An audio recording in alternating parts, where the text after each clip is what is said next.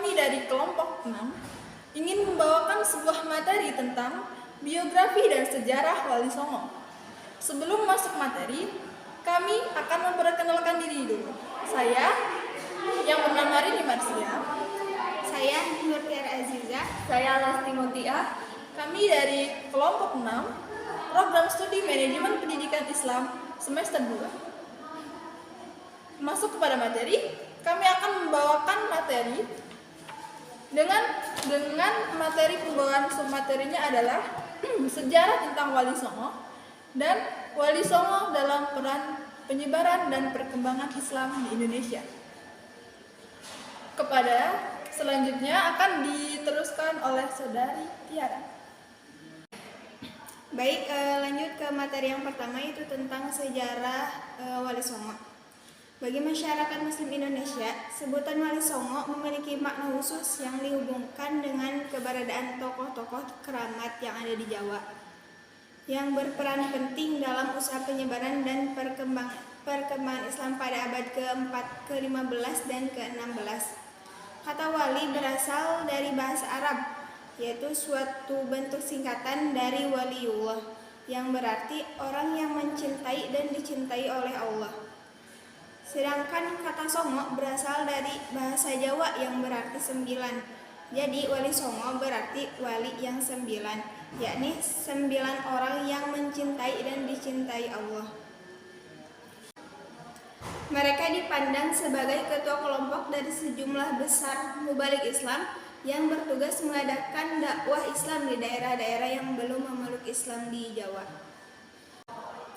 Menurut pemahaman yang berkembang dalam masyarakat Jawa, istilah Wali Songo dikaitkan dengan sekelompok penyiar agama di Jawa yang hidup dalam kesucian, sehingga memiliki kekuatan batin tinggi, berilmu kesaktian luar biasa, dan memiliki ilmu jaya kewijayaan dan keramat.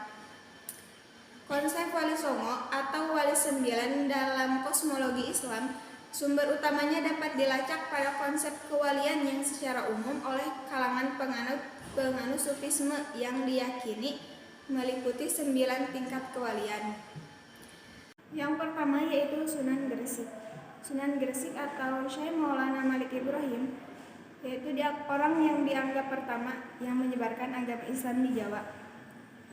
Ia dimakamkan di Gapura, kota Gresik, Jawa Timur.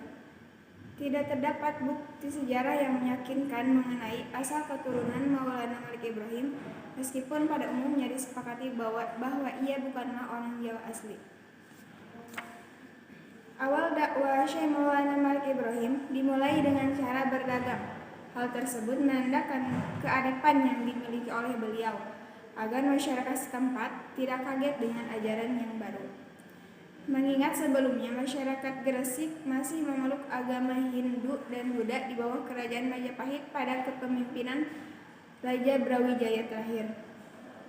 Syekh Maulana Malik Ibrahim juga dikenal memiliki jiwa sosial yang tinggi dalam berdakwah, sehingga agama Islam bisa dengan mudahnya diterima oleh masyarakat setempat dan bisa terus menyebar dengan damai. Beliau memiliki kemampuan memberi petunjuk dan nasihat tentang tata cara berdagang di daerah setempat. Yang kedua yaitu Sunan Ampel. Sunan Ampel nama aslinya yaitu Said Ali Rahmatullah. Panggilan akrabnya yaitu Raden Rahmat. Ayahnya bernama Syekh Ibrahim As-Samarkandi dan ibunya bernama Chandrawulan, putri dari Raja Campa. Beliau diperkirakan lahir pada tahun 1420 karena ketika berada di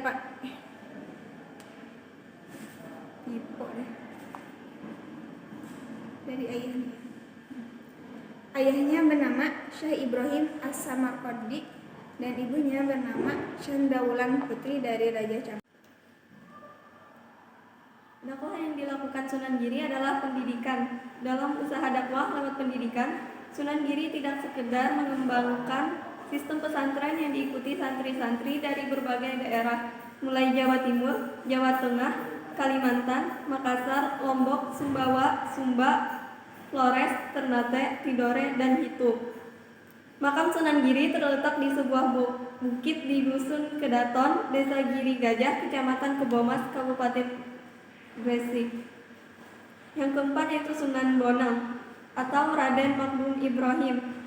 Sunan Bonang merupakan anak dari Sunan Ampel yang berarti juga cucu dari Maulana Malik Ibrahim. Nama kecilnya adalah Raden Magdum Ibrahim. Sunan Bonang diperkirakan lahir sekitar tahun 1465 Masehi dari seorang perempuan bernama Nyi Ageng Manila, putri seorang adipati di Tuban.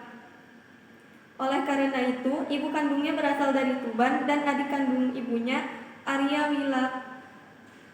Wilatikta, menjadi adipati Tuban. Usaha dakwah awal yang dilakukan Pangeran Magdum Ibrahim di pedalaman Kediri adalah dengan pendekatan yang cenderung bersifat kekerasan. Namun karena mengalami beberapa konflik dan permasalahan, maka Sunan Bonang pun mengganti metode dakwahnya dengan menggunakan kesenian. Dalam berdakwah menggunakan alat kesenian daerah berupa bonang. Yang kelima, Sunan Kalijaga. Nama kecil dari Sunan Kalijaga adalah Raden Sahid, yang juga memiliki sejumlah nama panggilan seperti Lukajaya, Syekh Malaya, Pangeran Tuban atau Raden Abdurrahim dan Ki Dalang Sida Brangti. Sunan Kalijaga menggunakan kesenian dalam rangka penyebaran Islam, antara lain dengan wayang, sastra, dan berbagai kesenian lain. Kemudian kepada tokoh yang selanjutnya itu Sunan Gunung Jati. Sunan Gunung Jati adalah salah seorang dari Wali Songo yang banyak berjasa dalam menyebarkan Islam di Pulau Jawa. Nama aslinya adalah Syarif Hidayatullah. Dialah pendiri dinasti-dinasti Raja-Raja Cirebon dan kemudian juga Banten. Sunan Gunung Jati adalah sepupu Raja Pajajaran yaitu Prabu Siliwangi. Setelah Cirebon resmi berdiri sebagai sebuah kerajaan Islam yang bebas dari kekuasaan Pajajaran, Sunan Gunung Jati berusaha mempengaruhi kerajaan yang belum menganut agama Islam. Dari Cirebon, ia mengembangkan agama Islam ke daerah-daerah lain di Jawa Barat seperti Majalengka, Kuningan, Kawali atau Galuh, Sunda Kelapa, dan Banten. Kemudian Sunan Derajat. Nama aslinya adalah Raden Syarifuddin, lahir pada tahun 1470 Masehi. Ada sumber yang lain yang mengatakan namanya adalah Raden Kosim, putra Sunan Ampel dengan seorang ibu bernama Dewi Chandrawati.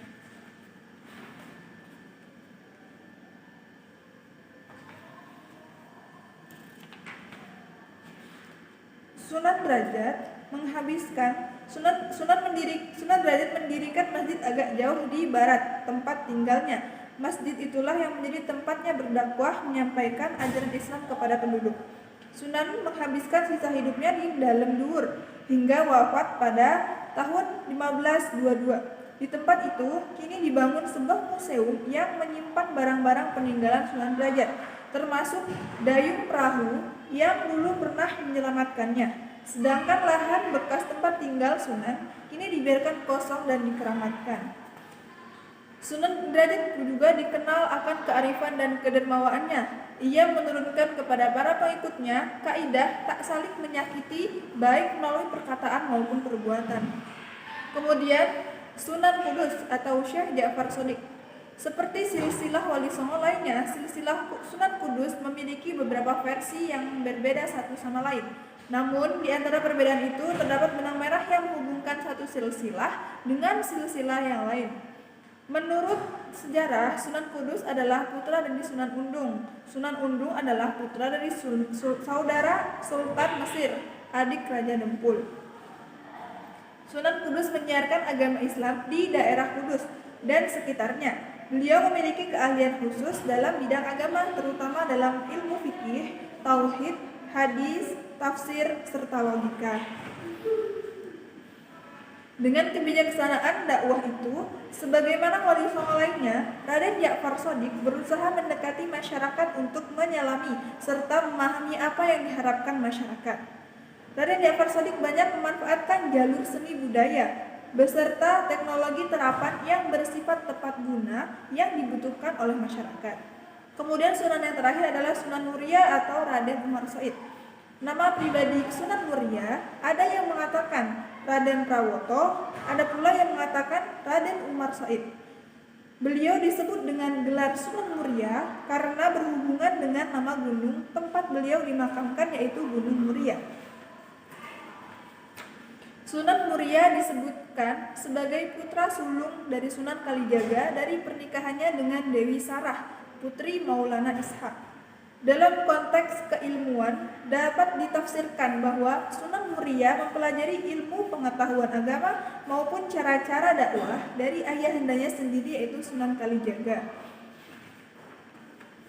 Dalam berdakwah, ia seperti ayahnya yaitu menggunakan cara halus, ibarat mengambil ikan tidak sampai keruh airnya.